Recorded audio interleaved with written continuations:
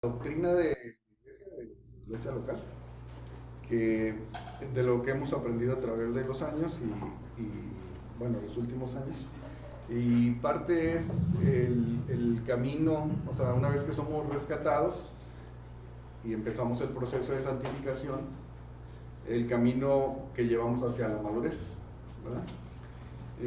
Sin duda, así como Dios nos va madurando como personas, desde bebés pasamos por la infancia, la adolescencia, la juventud y luego la edad adulta y la vejez. Digamos, la edad adulta o la edad madura igual es lo mismo en la vida cristiana, ¿verdad? Cuando una persona nace de nuevo, eh, nace como bebé espiritual y requiere alimento espiritual, lechita y agua y cosas sencillas. Y conforme Dios va dando el crecimiento, vamos creciendo para poder trabajar para la obra, para servirle a Dios, ¿no? Entonces, eh, escogí la carta a los Gálatas para estudiar. Entonces hoy vamos a recordar, la carta de los Gálatas la estudiamos eh, en, la, en el sistema que tenemos de estudio, cronológico o sistemático, viene después de Apocalipsis. Se recomienda estudiar bla, bla, bla, y luego viene Apocalipsis y luego Gálatas. Apocalipsis lo estudiamos hace ¿cuánto?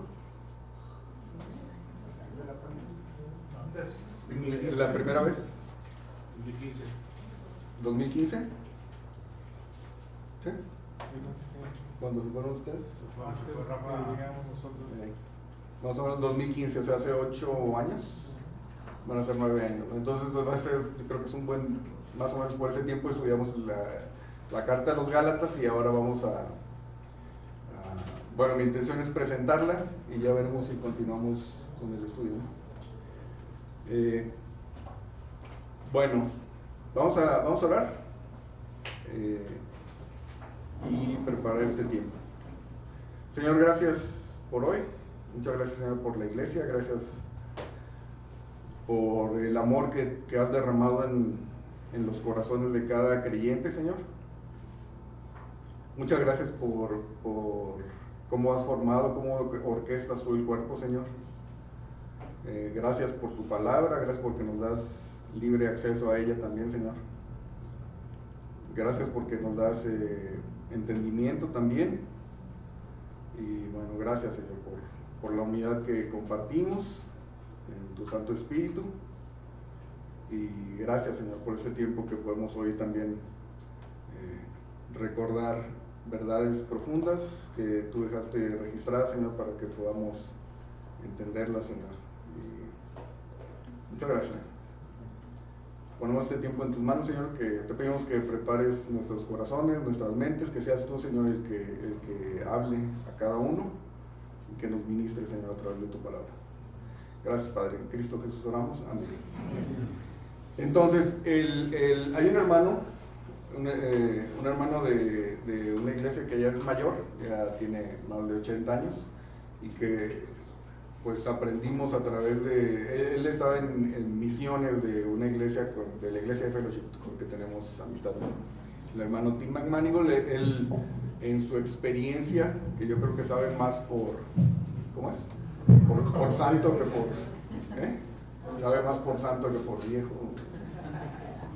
No, también, bueno, él desarrolló 4 fases, dice, bueno, hay 4 fases, y las escribió, las compartió, y bueno, se las voy a compartir porque hemos aprendido y él las vio así, y para aprender de alguien que tiene más edad, ¿no? Y que las vio de esa forma, pues. Entonces él dice que hay 4 fases en el camino hacia la madurez. Primero es cuando una persona que no conoce a Dios o está a punto de conocer a Dios, Dios lo está llamando, ¿verdad? Como nos llamó a cada uno de nosotros. La primera fase es la relación con Dios, ¿verdad? Es el llamado de Dios hacia Él mismo, ¿sí? O sea, creemos que Dios nos busca, como lo hemos visto a través de la historia desde que Adán pecó, Adán y Eva, ¿verdad? Que Dios no los rechazó, sino que fue a buscarlos para ver si había arrepentimiento. Después fue y buscó a Caín, ¿no? Dios, y así vemos a través de la historia cómo va. El hombre fracasa y va Dios y lo busca atraer hacia él. Pues igual, de la misma forma, a nosotros también de una y otra forma nos estuvo atrayendo hacia él para llegar a conocerlo. Entonces esa es la primera fase. La vida cristiana es una relación. Ahora sabemos que es algo más que una relación, ¿sí? Ahora, o sea, con el paso del tiempo nos damos cuenta que es la comunión, ¿verdad? La unidad en Cristo, ¿verdad?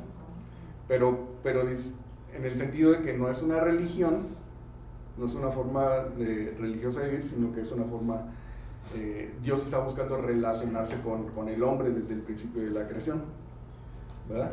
Entonces, para esta primera fase es importante conocer algunas, que sean entendidas los atributos de Dios, su amor, su poder, su gracia, su omnisciencia, omnipotencia, justicia, inmutabilidad, cómo aborrece Dios el pecado y la fidelidad de Dios. Y también es importante que el hombre se dé cuenta que es pecador, ¿verdad? Y que es incapaz de salvarse. Y que solamente Dios puede proveer el camino a la salvación. ¿Sí? Es la primera fase. ¿Sí? Y entonces esa persona recibe el Evangelio, escucha el Evangelio, alguien se lo presenta, y si la persona cree, ha nacido de nuevo, nace de nuevo.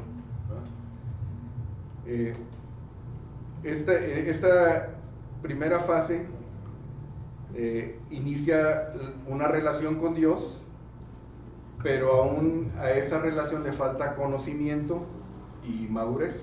¿Estamos de acuerdo? Sí. Les voy a pedir que recuerden cuando nacieron de nuevo, ¿verdad? Y uno tiene mucha emoción, ¿verdad? Pero realmente si uno voltea para atrás, luego dice, pues me faltaba conocimiento, pues, en aquel entonces. Todavía nos falta. Pero antes nos faltaba más, ¿verdad? Ok, la segunda fase es donde se ponen los fundamentos para la santificación. Ya una persona creyó, ¿verdad? Nació de nuevo, y al momento en que creyó, ahora tiene que saber que hay un cambio en su posición, ¿sí? Ahora,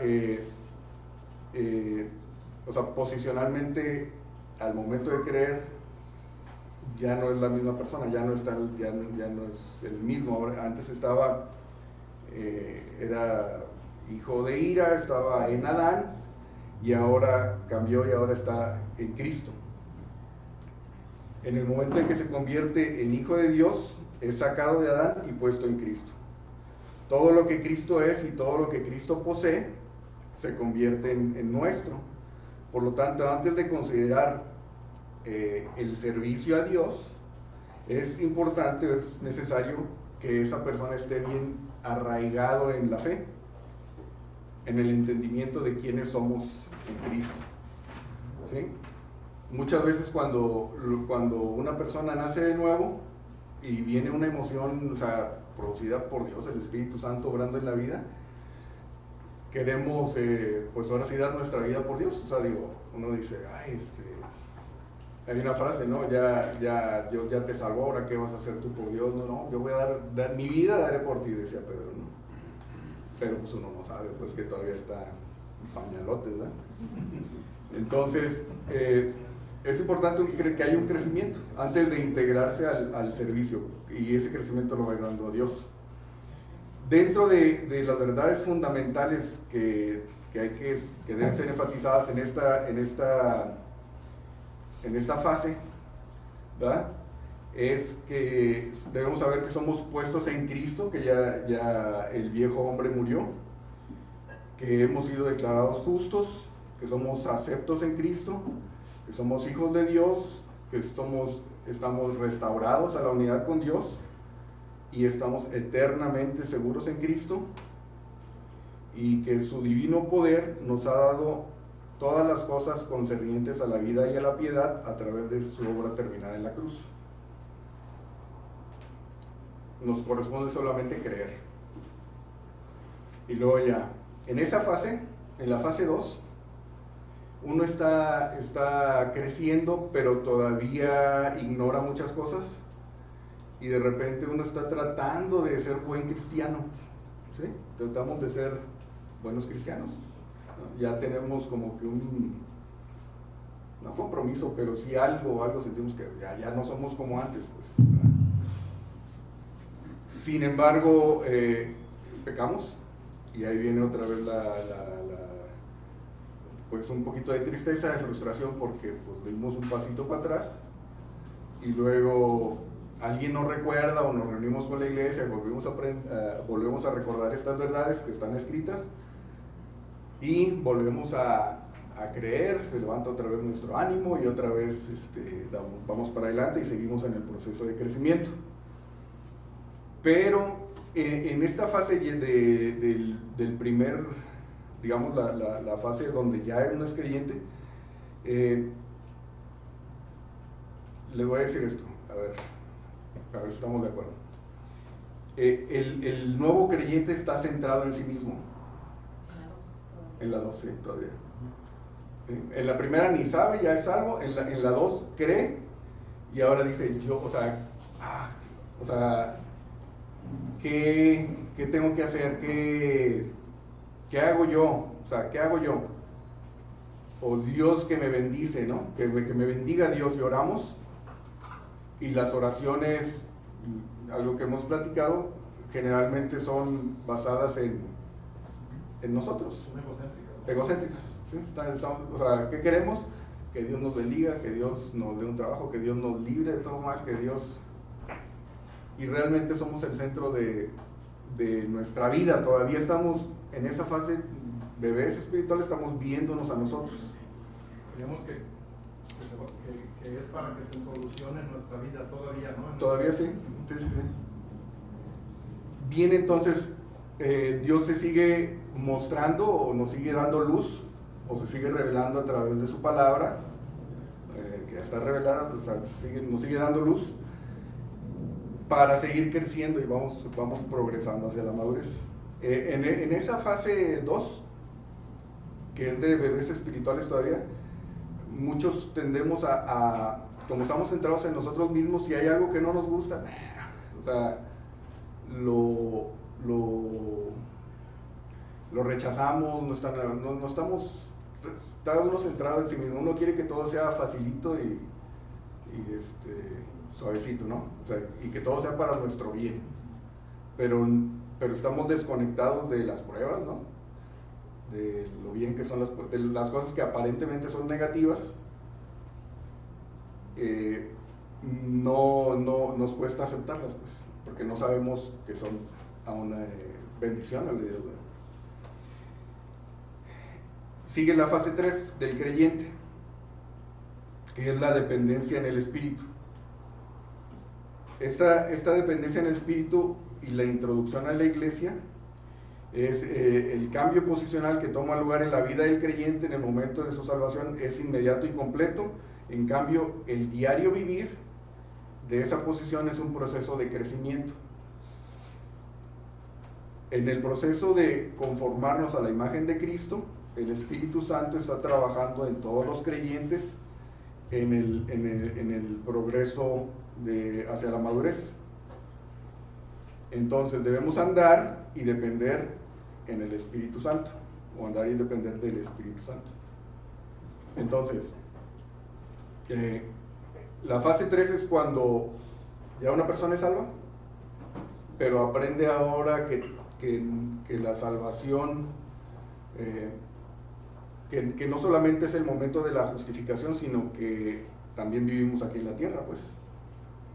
O sea, que tenemos una vida donde comemos, trabajamos, y estamos en un mundo caído, en cuerpos de corrupción, que se enferman, que tienden a morir, pero, y que tenemos que vivir esta vida, pues, que ya somos salvos,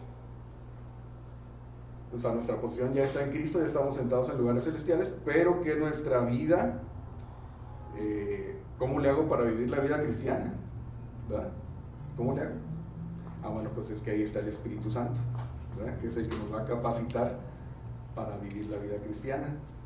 Y entonces en esta fase 3 es cuando el creyente empieza a conocer al Espíritu Santo y a confiar, y para esta fase, algunas verdades fundamentales que han de ser enfatizadas en este punto, en esta fase, son el ministerio del Espíritu Santo para dirigir, guiar, alimentar, proteger y establecernos en la verdad.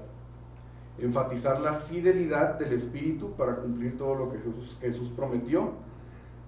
Revelar la dependencia en el Espíritu de la iglesia desde sus inicios. El Espíritu Santo es tan fiel en nuestras vidas hoy en día como lo fue en la iglesia primitiva. Y la presentación de la iglesia y su papel dentro de la sociedad, ¿no? Dentro de la comunidad, dentro de este mundo.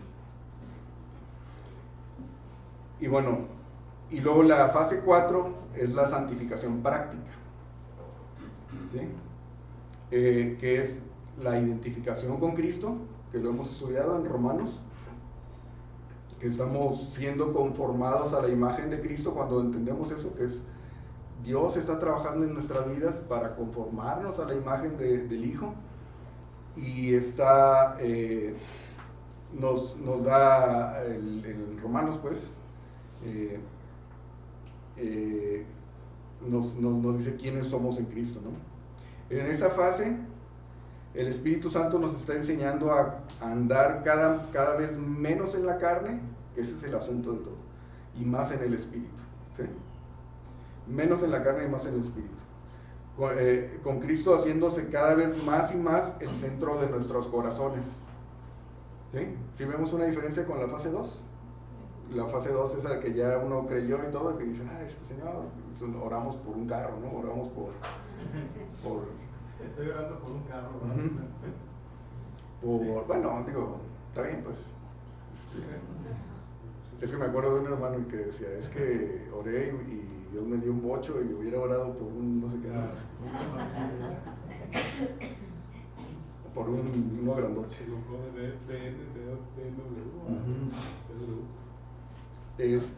Pero bueno, en esta fase 4, que ya es la santificación práctica, o sea, donde el creyente ha madurado y tiene conocimiento, ha crecido en la fe, en creer, y ahora, como decía Juan, que es necesario que yo mengüe para que él crezca, ¿sí? Ahora el enfoque en esta fase 4 es cuando mantenemos nuestros ojos en Jesús y andamos nuestra vida independientemente de lo que suceda, confiados y dependiendo y descansando en la obra que ya hizo Dios, ¿verdad? Y viene una prueba y puesto los ojos en Jesús, ¿verdad? Viene una dificultad, puesto los ojos en Jesús, ¿verdad? Y lloramos y perdemos y sufrimos, ¿no? En nuestra carnalidad cuando quitamos los ojos del Señor para vernos y nos estamos contemplando a nosotros y pobrecito, ¿no? Pobre de mí, pobre de mí. Cristo es cada vez más el centro de nuestros corazones, es nuestro Rey, ¿verdad? Y ahí es donde entran las epístolas de Pablo, donde aprendemos a descansar en nuestra identificación con Cristo y su trabajo terminado. Nuestras vidas empiezan a conformarse cada vez más y más a la imagen de Cristo, tan pronto como empezamos por fe a apropiarnos de las verdades de identificación y nuestra co-crucifixión con Cristo, manifestando así el fruto del Espíritu. O sea, como vamos creciendo, vamos en el estudio de Conociendo a Dios vimos la vida de Abraham. Y hoy platicamos y recordamos al padre Abraham, el padre de la fe, cuando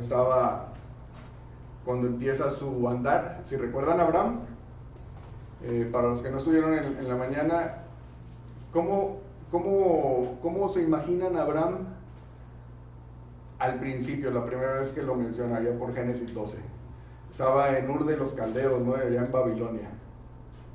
Y Abraham era idólatra, ¿no? Por ahí, digamos que, pues, pulseras, amuletos, todo lo que trae. O sea, es el padre de la fe, ¿verdad? Pero no era el padre de la fe. En Génesis 12 no era el padre de la fe, ¿verdad? Expansores, decía mi suegra. No, bueno, no, suegra puso expansores, pero no. Pero, pues, colige lo que hubiera, porque era de allá, pues, era de Babilonia, ¿no? No era el padre de la fe. Sin embargo, Dios orquesta de alguna forma a través, si leemos otra vez ese pasaje, como el papá, Nacor, creo que era Taré es el que se lleva a Abraham y a Sara y al sobrino a la tierra de Nacor, que también se llamaba su hermano Nacor. Uno piensa que, o sea, dice, es que Abraham obedeció a Dios y se fue a Nacor. No, es que la Biblia dice que Dios o sea, más bien que el papá se le ocurrió, pues ya de ahí Dios le dice, ve, deja a tu padre y tu parentela y vete a la tierra que yo te daré. ¿Sí? Y Dios empieza a obrar en la vida de Abraham y vemos cómo Abraham le cree a Dios, se va y luego hay hambre y se retira, ¿no? Pero Dios le había dicho que le iba a dar descendencia, tierra y ¿cómo se llama? Gente y riquezas, ¿no? Pero entonces se va a Egipto y se va con su mujer, con Sara, y llegando a Egipto, ¿qué es lo que hace? Dice, oye, pues di que eres mi hermana, ¿no? Porque pues, me van a dar cuello, ¿no? ¿Sí? Y ya dice que es su hermana, y cuando el faraón está a punto de tomarla, Dios le dice, no toques a esa mujer. Y Faraón le da muchas riquezas a Abraham y lo corren y se va y se regresa, ¿no? Y lo vuelve a hacer Abraham. Entonces Abraham ya aprendió algo de Dios, ¿sí? Ya no es el mismo, o sea, dijo, pues sí, Dios me salvó. Entonces va progresando en su madurez. Y luego se le aparece Melquisedec, rey sacerdote, y Melquisedec le dice, yo soy Melquisedec, sacerdote del Dios Altísimo. Y Abraham, yo creo que dijo, sacerdote del Dios Altísimo. Pero 3 versículos después, cuando dice, Abraham está hablando de Dios, es que Dios, el Dios Altísimo, ya se refiere a Dios, a Jehová como el Dios Altísimo, ya lo va conociendo un poquito más y va aumentando su fe. Y luego sigue otra vez, por 2 veces, Abraham otra vez le dice a Sara, ¿sabes qué? Otra vez di que eres mi hermana, y pasa lo mismo, y otra vez estaba en una ¿cómo se llama? Sí. No, pero ¿cómo se llama el juego? La rueda. La montaña rusa. Estaba en la montaña rusa. O sea, de repente Abraham de repente estaba muy alto en la fe y aprendía y Dios Santísimo. Y luego pum, iba ahí. ¿Sí? Y la cúspide es cuando Dios le dice que vaya y mate a su hijo y lo detiene, y ahí Dios y Abraham creyó, ¿verdad? Entonces termina ya Abraham, lo vemos en Hebreos como el padre de la fe, pero no empezó como el padre de la fe. Tuvo un camino, una progresión, hasta llegar a ser Abraham el padre de la fe. Bueno, esa cuarta fase, donde nuestra vida depende del Señor, independientemente de todo, confiamos, lleva tiempo, lo hemos platicado, lo hemos aprendido, ¿verdad? Y bueno, Dios nos va dando el crecimiento a través de su palabra, a través de la iglesia, a través de hermanos, a través de pruebas sobre todo, ¿verdad? Entonces, algunas verdades que hemos visto en esta fase 4 son la identificación del creyente con la muerte, sepultura y resurrección de Cristo. Fuimos crucificados con Él, no que vamos a ser crucificados, sino que según Romanos 6, ya fuimos crucificados con Él. El viejo hombre fue inhabilitado y tenemos un llamado a una vida nueva. La santificación es el proceso de andar cada vez menos en la carne y más en el espíritu. Menos en la carne y más en el espíritu. Y de ahí viene el libro de lo que Pablo escribió de Gálatas.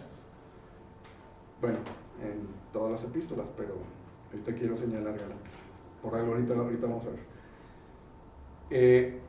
El papel del creyente en esta fase es creer, identificarnos y confiar en el trabajo terminado de Cristo. Confiar en el trabajo terminado de Cristo, ¿sí? El que comenzó la buena obra. Amén. Entonces, debemos de entender también qué significa realmente andar en el Espíritu, y debemos estar recordando, ¿verdad? Considerando, tomando en cuenta que el viejo hombre ya no somos ese viejo hombre, el viejo hombre ya murió, ya fue crucificado, y el acta de los decretos que nos hacía culpable quedó clavada en la cruz, ya ahí murió, ¿verdad? Y ahora somos nuevas criaturas, ¿verdad? Y también que estemos manifestando la vida de Cristo, o el fruto del Espíritu, ¿verdad? Y ahí son las epístolas. Entonces, esas fases no significa que sean progresivas, o sea, son que ¿qué nivel eres, Julio? No, pues fase 4. ¿Qué cinta eres? ¿No? Yo soy ¿qué fase eres? ¿No? ¿En qué fase estás? Acá, bueno, vamos a ver, fase 1, fase 2, fase 3, fase 4. No. La verdad es que mientras estemos en estos cuerpos de muerte, ¿verdad? Vamos a estar como Abraham, en el proceso, es la escuela de Dios, ¿verdad? Dios nos está enseñando, Dios nos está ministrando, ¿verdad? El punto para no ser necios es aprender, ¿verdad? O sea, podemos estar cada vez fracasando, y ahí estamos ya, ¿no? Y el hermano de 80 años en pañalotes, ¿no? O sea, sin tener un crecimiento, por no creer, ¿verdad? Recuerden lo que decía Pablo, 1 Tesalonicenses 1:12. Yo era así, pues, pero Dios tuvo misericordia de mí poniendo en mi ministerio porque lo hacía en incredulidad, en ignorancia, en incredulidad, ¿verdad? Entonces nuestra función es creer. Todo se trata de creer, más que de obedecer y hacer, de creer, confiar en lo que Dios ya hizo. ¿Sí? Ok. Entonces, Gálatas. ¿Sí? Decía Martín Lutero, la epístola de los Gálatas es mi epístola, es como si estuviera unido en matrimonio con ella, es mi Catalina. Catalina era esposa de Martín Lutero.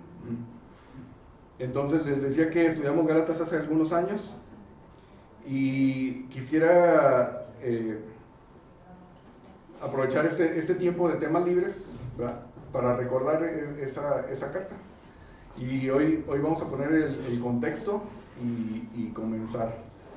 El objetivo para hoy es entender por qué es importante la carta de los Gálatas, conocer el contexto histórico y la relevancia de la epístola. Número 3, entender el bosquejo o estructura de la carta. Y número 4, la parte de aplicación, recordar a la iglesia quiénes somos, la identidad que tenemos en Cristo, y que podamos abrazar el evangelio completo, tanto para salvación como para santificación. ¿Ok? Entonces vamos a leer, les voy a pedir que me ayuden a leer, porque vamos a leer bastante. Bueno, bastante, en media hora más o menos. Porque vamos a ver primero por qué es importante la carta de los Gálatas. Bueno, la carta de los Gálatas es la primera carta que escribió Pablo, de las epístolas, de las cartas. Es la primera que escribió Pablo, a menos que de las que no, bueno, ignoro si escribió más cosas Pablo, ¿verdad? Pero de las que están en el canon, es la primera. ¿Sí? Pablo escribe lo que le enseñó el Señor Jesús. Recuerdan que fue ministrado particularmente por él, que es apóstol de Jesucristo. y es algo que era un poco complicado para los nuevos creyentes que conocían a Dios, que conocían la ley. Pablo traía un nuevo mensaje, algo que les hacía un poco de cortocircuito. Entonces, la importancia de Gálatas es porque es la primera y porque, entre otras cosas, ¿verdad? O sea, porque le escribe lo que le enseñó el Jesús, la salvación y santificación por gracia, por fe, no por la ley. El enfoque de Pablo es en la obra terminada de Cristo y no en la obra que el hombre pueda hacer. La ley produce esclavitud al pecado y muerte, y la gracia produce libertad y vida. Y Gálatas muestra el camino hacia la libertad verdadera. ¿Sí? Entonces, contexto histórico. Fue la primera carta de Pablo. Destinatarios. Abraham, ¿puedes abrir ahí en el correo, en el Chrome? En el Chrome. O sea, ya abrí, ya está abierto una presentación de PowerPoint. Vamos a ver aquí en la pantalla. Nos va a hacer el favor, Abraham, de poner los lugares de acción, los viajes misioneros de Pablo. Bueno, muchos ya los hemos estudiado, pero puede ser que alguien no tanto, y a lo mejor, y de hecho nos falta mucho por aprender, y se lleva uno muchas sorpresas cuando ¿le puede ser un poquito más grande? Ahí vemos el área dice mapa de lugares donde estuvo Pablo. ¿Sí? Y ahí vemos Jerusalén, vemos aquí lo tengo. ¿Mande? Sí, también. Vemos de derecha a izquierda Antioquía, y luego en la actual Turquía podemos ver el mapa de Turquía con las regiones cómo estaban separadas geográficamente, o más bien por provincias romanas. Esas son provincias romanas. Entonces vemos la provincia de Ponto al norte, Capadocia, Cilicia. Vean la de Galacia. La de Galacia está como hacia abajo y llega hasta Panfilia, tiene frontera con Panfilia, Licia, ¿no? Y con Asia Menor. Bitinia está en el norte también. Y luego ya las del lado europeo, ¿no? Que son Tracia, Macedonia, Acaya, Corinto, ¿no? Entonces esas son los lugares donde estuvo Pablo. El siguiente es el primer viaje misionero. Pero bueno, en esa región de Galacia, les voy a decir algo que a lo mejor no sabían. Las líneas punteadas representan provincias romanas, ¿sí? Pero había los galos, ¿sí? Los gálatas, que eran otras personas que habían venido de Europa, ¿sí? Invitados por un rey, los años 100, 200 antes, habían venido de Macedonia y todo, y eran gentes de gallos o galos, ¿sí? Y se establecieron, eran guerreros, y se establecieron ahí en la zona, se establecieron en la zona norte, ¿sí? Y los romanos, tribus, o sea, sí, y había otra provincia romana de los Gálatas, y en esa provincia romana de los Gálatas estaban las ciudades que vemos ahí, estaba Antioquía, la Odisea, Listra, Iconio, Derbe, ¿sí? Entonces, la carta a los Gálatas, que es lo que vamos a leer ahorita, fue escrita a los Gálatas de la provincia romana, ¿sí? O sea, los del sur, ¿sí? No, los otros Gálatas estaban en otros lados, en el norte, y estaban esparcidos por esa zona, por varias provincias romanas. Entonces había Gálatas de raza o de origen étnico, y había Gálatas de provincia romana. La carta va dirigida a los Gálatas de la provincia romana que están ahí en el sur de Galacia, ¿verdad? El tiempo en que se escribió, algunos dicen que en el año 50 desde Antioquía, otros que después del 60 ya en la cárcel, ¿verdad? Cosas que sí sabemos es que, más bien que podemos descifrar, es que se escribió después del concilio de Jerusalén, Hechos 15, porque describe la relación que tiene Pablo con otros líderes en esa reunión. O sea, en la reunión de Hechos 15, Gálatas habla de la reunión que hubo en Hechos 15, entonces ya había sucedido Hechos 15 cuando se escribió Gálatas, ¿sí? Gálatas también habla del viaje a Jerusalén en 2.1 y es el viaje ese de 2.1, Gálatas 2.1 es el de Hechos 15.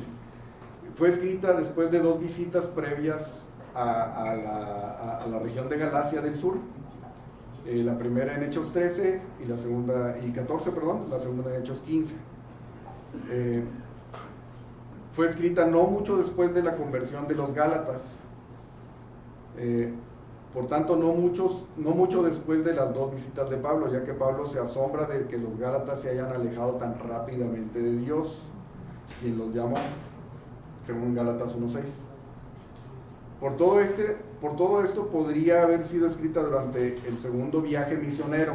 Ahorita vamos a ver el segundo viaje misionero en Corinto, antes de que estuviera Timoteo y Silas. Ahorita vamos a ver, no sé si vamos a alcanzar, pero vamos a ver el saludo, ¿sí? En Gálatas, Pablo dice: Pablo, apóstol de Jesucristo, ¿sí? Y ya en Tesalonicenses, por eso vamos a leer tantito Hechos, para ver la secuencia. En Tesalonicenses ya dice Pablo, Timoteo y Silas, ¿no? Ya había más personas, ¿sí? Pero cuando escribe Gálatas, nada más dice Pablo. Ok. No había llegado Timoteo y Silas cuando escribió Gálatas, pero sí cuando escribió primero y segundo de Tesalonicenses.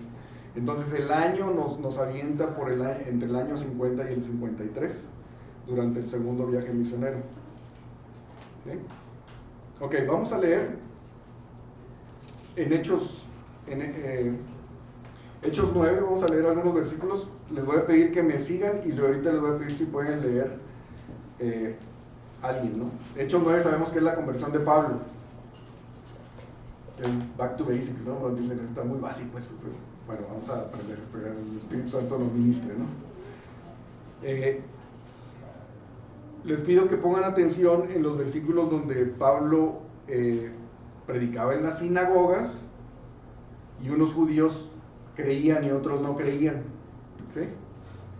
Y cómo se molestaban. También por ahí sale un versículo de Pedro, también fue a predicar en una sinagoga y unos creían y otros no creían, ¿sí? Entonces en Hechos 9 la conversión de Saulo, y dice que en Hechos 9:20, por ejemplo, dice enseguida, bueno, en el diccionario dice: habiendo tomado alimento, recobró fuerzas y estuvo Saulo por algunos días con los discípulos que estaban en Damasco.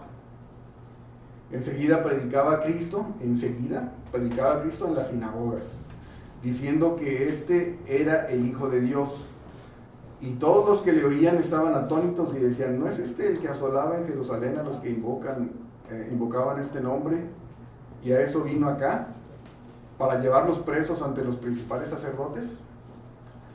Pero Saulo mucho más se esforzaba y confundía a los judíos que moraban en Damasco, demostrando que Jesús era el Cristo, ¿sí? Pasados muchos días, los judíos resolvieron en consejo matarle. Los judíos resolvieron en consejo matarle. Por sus acechanzas llegaron a conocimiento, pero sus acechanzas llegaron al conocimiento de Saulo, y ellos guardaban las puertas de día y de noche para matarle, ¿sí? En el 26 dice: cuando llegó a Jerusalén, ese versículo 26, si me acompañan a Gálatas, si quieren abrir ahí en Gálatas, Gálatas 1:8. Perdón, Gálatas 1:18, perdón. Dice, después, pasados 3 años, subí a Jerusalén para ver a Pedro y permanecí con él 15 días. ¿Sí? En Gálatas 1:18 dice, después, pasados 3 años, está hablando desde el 15, dice en Gálatas 1:15, dice, pero cuando agradó a Dios, que me apartó desde el vientre de mi madre y me llamó por su gracia, revelar a su Hijo en mí, para que yo le predicase entre los gentiles, no consulté enseguida con carne y sangre, ni subí a Jerusalén a los que eran apóstoles antes que yo, sino que fui a Arabia y volví de nuevo a Damasco. ¿Sí? Dice, después, pasados 3 años, subí a Jerusalén para ver a Pedro y permanecí con él 15 días. Ok, no separen ahí Gálatas. Si vamos ahí a Hechos 9, en el 26, dice, cuando llegó a Jerusalén, trataba de juntarse con los discípulos. O sea, ya han pasado 3 años. Pero todos le tenían miedo, no creyendo que fuese discípulo. O sea, no creían, veían a Pablo y decían, no, no es el que asolaba a los cristianos. Entonces Bernabé, José, que también llamado Bernabé, tomándole, le trajo a los apóstoles. O sea, Bernabé es una de las personas que quiero conocer cuando estemos en Bernabé. Se ve que es todo un hombre. Entonces Bernabé, tomándole, lo trajo a los apóstoles y les contó cómo Saulo había visto en el camino al Señor, el cual le había hablado, y cómo en Damasco había hablado valerosamente en el nombre de Jesús. Y estaba con ellos en Jerusalén, y entraba y salía. Y hablaba denodadamente en el nombre del Señor, y disputaba con los griegos, pero estos procuraban matarle. Bueno, después viene... procuraban matarle. Dice, cuando supieron esto los hermanos, le llevaron hasta Cesarea y le enviaron a Tarso. A Pablo lo mandaron a Tarso. ¿Sí? Entonces las iglesias tenían paz por toda Judea, Galilea y Samaria, y eran edificadas andando en el temor del Señor, y se acercaban fortalecidas por el Espíritu Santo.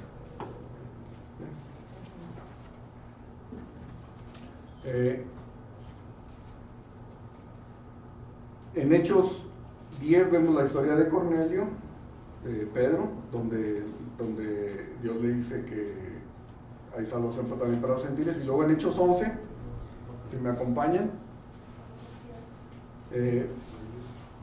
dice, llega Pedro después de que Cornelio es salvo, junto con la gente que estaba con él.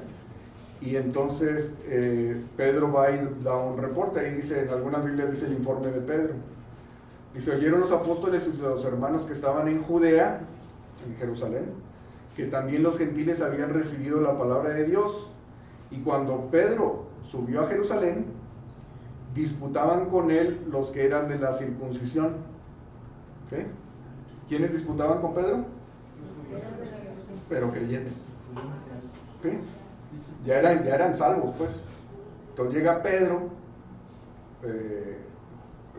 judío, y les dice todo lo que había pasado, y los hermanos, pero judíos, ¿verdad?, le decían, ¿por qué has entrado en casa de hombres incircuncisos y has comido con ellos?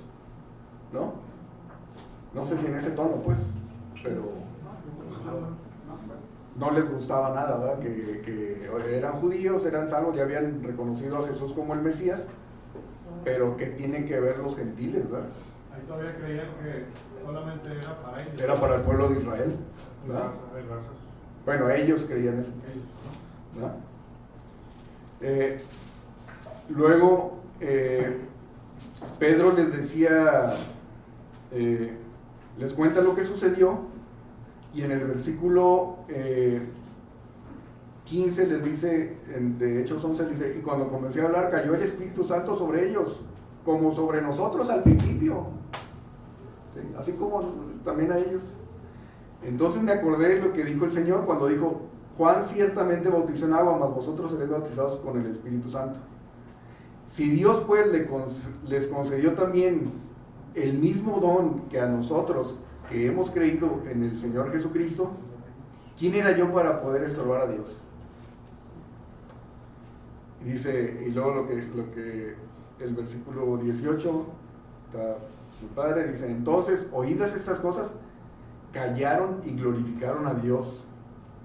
Yo creo que hubo un momento de silencio después.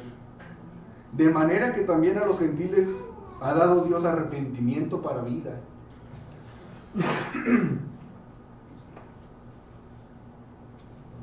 Los judíos hermanos convertidos habían entendido que también era salvación para los gentiles. Después Bernabé va por Pablo.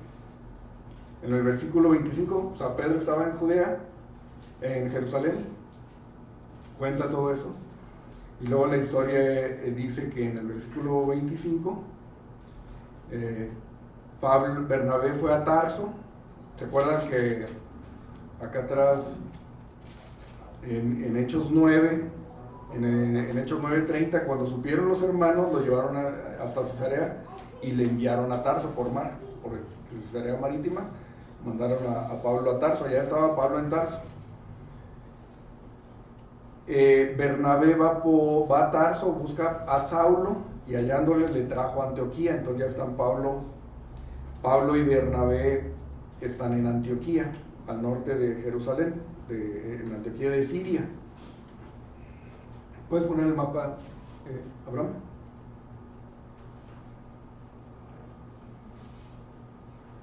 Ahí están, si lo puedes hacer más grande, please.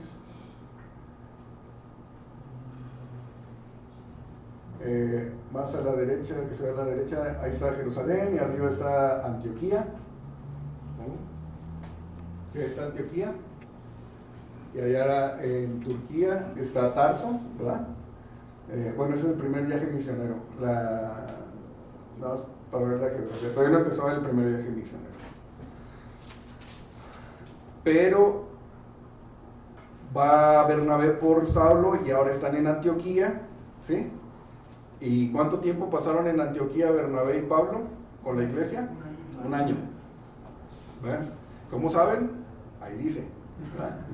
Dice, y se congregaron allí todo un año con la iglesia, ¿sí? Y enseñaron a mucha gente, y a los discípulos se les llamó cristianos por primera vez en Antioquía, ¿no? Luego,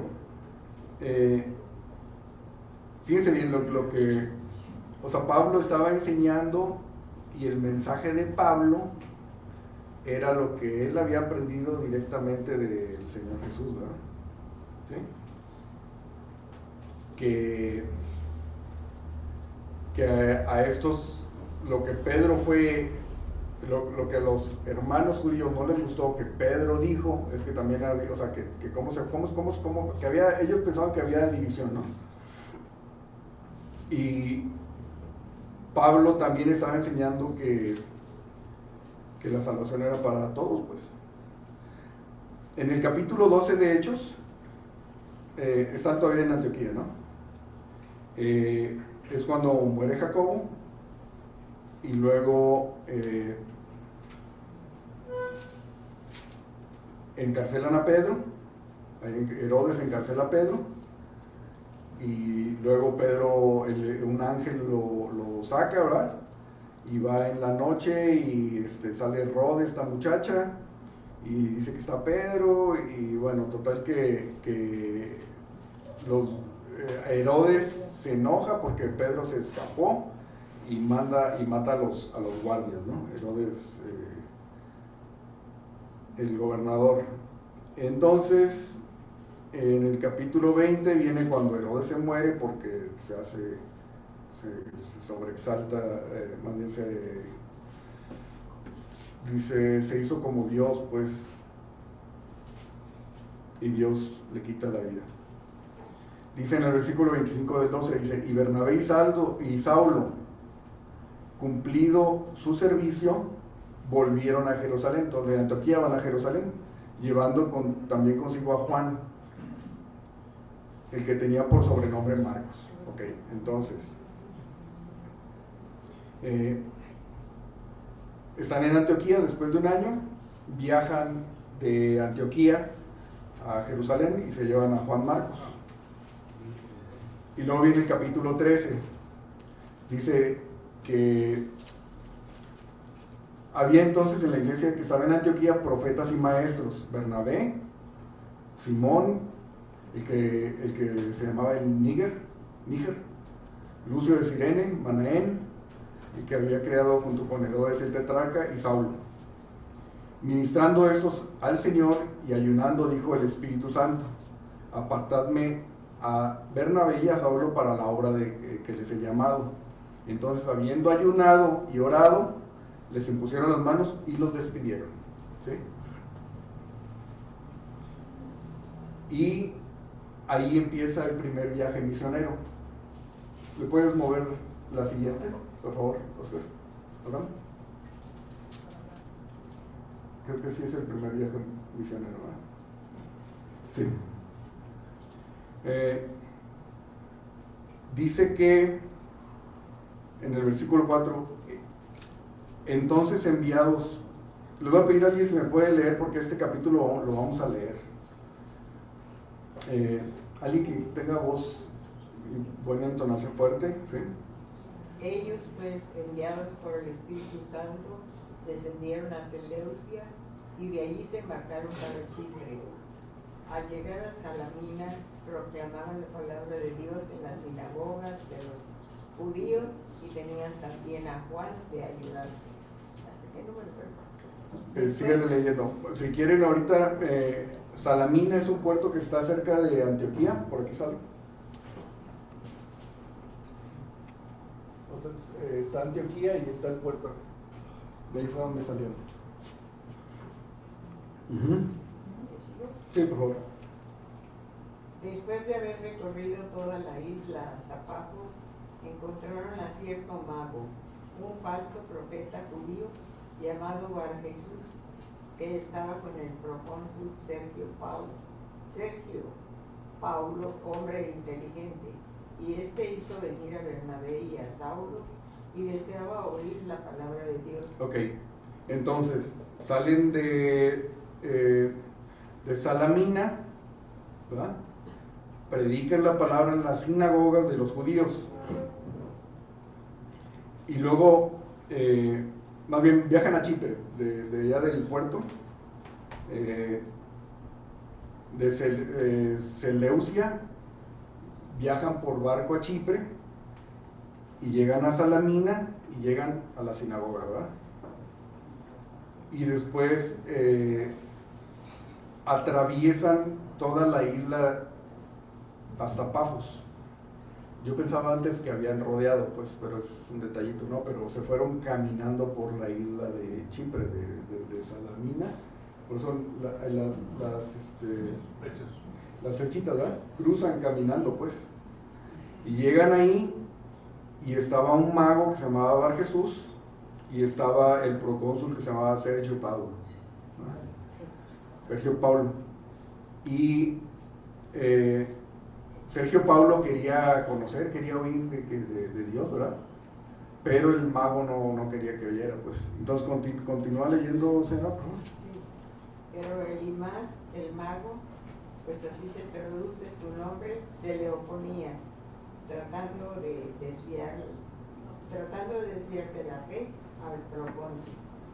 Entonces Saulo, llamado también Pablo, lleno del Espíritu Santo, fijando la mirada en él, dijo: Hijo del diablo, que estás lleno de todo engaño y fraude, enemigo de toda justicia, ¿no cesarás de torcer los caminos rectos del Señor? Ahora la mano del Señor está sobre ti. Te quedarás ciego y no verás el sol por algún tiempo. Al instante, niebla y oscuridad cayeron sobre él, e iba buscando quien lo guiara de la mano. Entonces el procónsul, cuando vio lo que había sucedido, creyó, maravillado de la doctrina del Señor. Ahí está. Entonces Pablo hace un milagro, Dios hace un milagro a través de Pablo, ¿verdad? Se queda ciego el otro y el procónsul cree, dice, viendo, creyó, ¿verdad? Y después, ¿alguien más que quiera leer? En el 13. 13.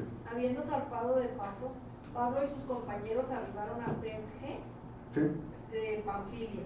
Pero Juan, apartándose de ellos, volvió a Jerusalén. Ahí es donde viajan de Chipre, de Pafos, Chipre, viajan hacia hacia Panfilia, que ahora Turquía, ¿no? A Perge. Pero Perge no está en costa. Hay otra ciudad que está en la costa y Perge está un poquito adentro en tierra, pues. Pero bueno, entonces de ahí, de Perge, Juan Marcos extraña las tortillas de su mamá y se regresa, ¿verdad? Acá en México tenemos lo que se llama el mal del jamaicón, así le llaman, ¿no? Porque había un jugador, ¿no? El jamaicón. Jamaicón Villegas, que era muy bueno y todo, y se fue no sé a dónde, a Europa, o donde. Sí, y le agarró tristeza extrema y era por la extrema. Sí, extrañaba las tortillas de su mamá y pues no destacaba, pues. Bueno, Juan Marcos, Juan Marcos, pues algo sucedió y se regresó, ¿no? ¿Y después qué pasó? Ellos, pasando de Perge, llegaron a Antioquía de Pisidia y entraron en la sinagoga un día de reposo y se sentaron. Y después de la lectura de la ley y de los profetas, los principales de la sinagoga mandaron a decirles: varones hermanos, si tenéis alguna palabra de exhortación para el pueblo, hablad. Entonces Pablo, levantándose, hecha señal de silencio con la mano, dijo. Ahí. Entonces llegan a Perge, llegan a la sinagoga, ¿verdad? ¿Y qué dice el versículo 15? Después de la lectura de la ley y los profetas, ¿sí? Y los principales de la sinagoga les dicen, a ver, ¿tienen algo que decir? Y Pablo se para y dice, ahí voy, ¿sí? No sé cómo sería silencio, o sea, ¿sí? ¿sí? Dice, Pablo le hace señal de silencio con la mano y entonces dice, ¿qué le dijo? Varones israelitas, y los que teméis a Dios, oíd. El Dios de este pueblo de Israel escogió a nuestros padres y enalteció al pueblo, siendo ellos extranjeros en tierra de Egipto, y con brazo levantado los sacó de ella.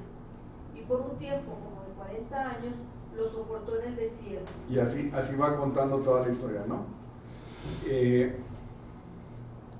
Dice en el versículo, a partir del 27, ya viene las buenas nuevas. ¿Puedes leer a partir del 27, Rocío, por favor? Sí, 26. Porque los habitantes de Jerusalén y sus gobernantes, no conociendo a Jesús ni las palabras de los profetas que se leen todos los días de reposo, las cumplieron al condenarle, y sin hallar en él causa digna de muerte, pidieron a Pilato que se le matase. Y habiendo cumplido todas las cosas que de él estaban escritas, quitándolo del madero, lo pusieron en el sepulcro. Mas Dios le levantó de los muertos, y él se apareció durante muchos días a los que habían subido juntamente con él de Galilea a Jerusalén, los cuales ahora son sus testigos ante el pueblo. Y nosotros también os anunciamos el evangelio de aquella promesa hecha a nuestros padres, la cual Dios ha cumplido a los hijos de ellos, a nosotros resucitando a Jesús, como está escrito también en el Salmo 2. Mi hijo eres tú, yo te he engendrado hoy. Y en cuanto a que le levantó de los muertos para nunca más volver a corrupción, lo dijo así: os daré las misericordias fieles de David. Ahí, Rocío. Entonces el 38 les dice Pablo, les dice, ¿puedes leer del 38, por favor? Sabed pues esto, varones hermanos, que por medio de él se os anuncia perdón de pecados, y que de todo aquello de que por la ley de Moisés no pudisteis ser justificados, en él es justificado todo aquel que cree. Los judíos, ¿no? Supongo que... A ver, repite eso, Pablo. 38. 38, déjame repetir desde el 38. Sabed pues esto, varones hermanos, que por medio de él se os anuncia perdón de pecados, y que de todo aquello de que por la ley de Moisés no pudisteis ser justificados, en él es justificado todo aquel que cree. Ahí. Y luego, bueno, vamos a terminar el capítulo 13 y ya ahí le dejamos por hoy. Sí, sí. Mirad pues que no venga sobre vosotros lo que está dicho en los profetas. Mirad, oh menospreciadores, y asombraos y desapareced, porque yo hago una obra de vuestros días, obra que no creeréis, si alguien os la contara. Cuando salieron ellos de la sinagoga de los judíos, los gentiles les rogaron que el siguiente día de reposo les hablasen de estas cosas. Sí, o sea, los ¿quién? Los gentiles, ¿verdad? Sí. Le decían, oye, a eso que dijeron el próximo sábado nos lo dicen, nos lo barajean más despacio. ¿Y luego qué pasó? Y despedida la congregación, muchos de los judíos y de los prosélitos piadosos siguieron a Pablo y a Bernabé. Habían creído. Quienes hablándoles les persuadían a que perseverasen en la gracia de Dios. En la gracia de Dios. El siguiente día de reposo se juntó casi toda la ciudad para oír la palabra de Dios. ¿Y qué pasó? Pero viendo los judíos la muchedumbre se llenaron de celos y rebatían lo que Pablo decía, contradiciendo y blasfemando. Ahí. Ok. Viendo los judíos la muchedumbre se llenaron de celos. ¿Sí? No sé, o sea, ignoro si eran judíos creyentes o eran judíos que habían rechazado el mensaje. Pero ese era el problema que traía, por eso se suscita lo de Hechos 15, el concilio de Jerusalén, ¿sí? Por lo que habían oído de que estaba enseñando Pablo, adorar a Dios sin cumplir la ley, ¿no? Continuamos, Rocío. Entonces Pablo y Bernabé, hablando con denuedo, dijeron: a vosotros a la verdad era necesario que se os hablase primero la palabra de Dios, mas puesto que la desecháis y no os juzgáis dignos de la vida eterna, he aquí, nos volvemos a los Entonces no habían creído, ¿no? Eso, rechazaron. Unos judíos rechazaron. Sin embargo, antes decía que en el 43, que despedía de la congregación, muchos de los judíos y de los prosélitos piadosos siguieron a Pablo y a Bernabé, quienes hablándoles les persuadían de que perseverasen en la gracia de Dios. Pero otros judíos, no, a mí no me vengas con cuentos, ¿no? Porque así ha mandado el Señor diciendo: te he puesto para luz de los gentiles, a fin de que seas para salvación hasta lo último de la tierra. Los gentiles, oyendo esto, se regocijaban y glorificaban la palabra del Señor, y creyeron todos los que estaban ordenados para vida eterna. Amén. ¿Quiénes creyeron? Los que estaban ordenados para vida eterna. Creyeron los gentiles, ¿verdad? Ajá. Y la palabra del Señor se difundía por toda aquella provincia. Pero los judíos instigaron a mujeres piadosas y distinguidas y a los principales de la ciudad, y levantaron persecución contra Pablo y Bernabé, y los expulsaron de sus límites. Okay. Estaban en Pisidia, estaban ahí en Perge, ¿verdad? Sí. ¿Y qué pasó después, Rocío, de esos dos? Ellos entonces, sacudiendo contra ellos el polvo de sus pies, llegaron a Iconio, y los discípulos estaban llenos de gozo y del Espíritu Santo. Ok, entonces se van de Perge, de Pisidia, perdón, y unos creyeron, otros no creyeron, pero creyeron gentiles, ¿verdad? ¿Y los gentiles cómo estaban? Llenos de gozo y glorificaban la palabra del Señor. ¿Sí? Creyeron los que iban a creer.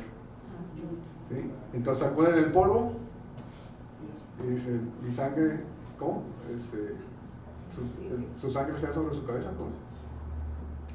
Se van, ¿verdad? Y viajan a Iconio, más hacia adentro, son como 300, 250, 300 kilómetros caminando, unos 3 días, 4 días, depende de cada quien va. Ahí vamos a dejarle. Si Dios nos da licencia, continuamos con la historia. Sí. Gracias, Rocío, gracias. Gracias. Gracias. No,